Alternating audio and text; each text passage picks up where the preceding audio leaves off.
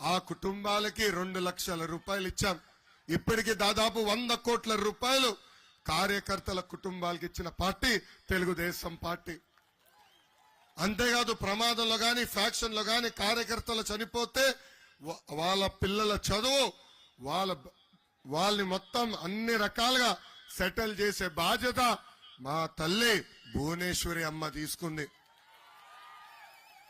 ఇంతేకాదు కార్యకర్తలు క్యాన్సర్ వ్యాధి వచ్చిన చిన్న జబ్బులు వచ్చిన వాళ్ళు ఇబ్బంది పడుతుంటే వాళ్ళొక విన్నతి పత్రం నాకు ఇస్తే ఏకంగా పార్టీ కార్యాలయం నుంచి వాళ్ళకి ఫోన్ చేసి వాళ్ళని ఈరోజు తెలుగుదేశం పార్టీ ఆదుకుంటాం జరుగుతుంది.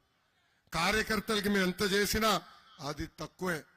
ఎందుకంటే గత 5 సంవత్సరాలుగా ఈ ప్రభుత్వం అన్ని రకాలుగా మన ఇబ్బంది పెట్టింది, అన్ని రకాలుగా మన వేధించింది, మన పైన దొంగ కేసులు పెట్టింది.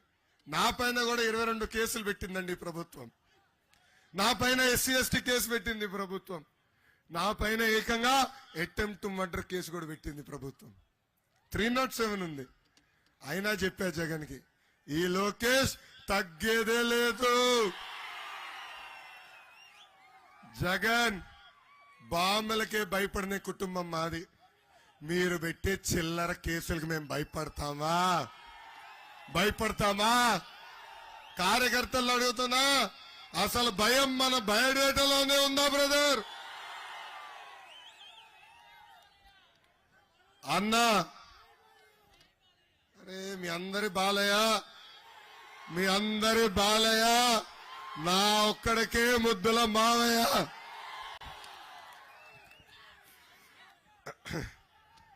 అన్నా ఎన్టీఆర్ మన దేవుడు, చంద్రబాబు గారు మన రాముడు. కానీ వైకాపా నాయకులకి ఈ లోకేష్ మూర్ఖుడు.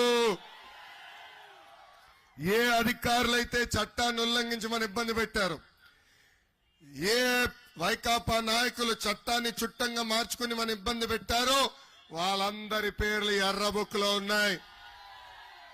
2 నెలలు ఓపిక పెట్టండి. మన ప్రభుత్వం వచ్చిన వెంటనే వాళ్ళపైన జ్యుడిషియల్ ఎంక్వైరీ చేస్తాం. సర్వీస్ నుంచి డిస్మిస్ చేపించి జైలుకు కూడా పంపించే బాధ్యత నేను తీసుకుంటా.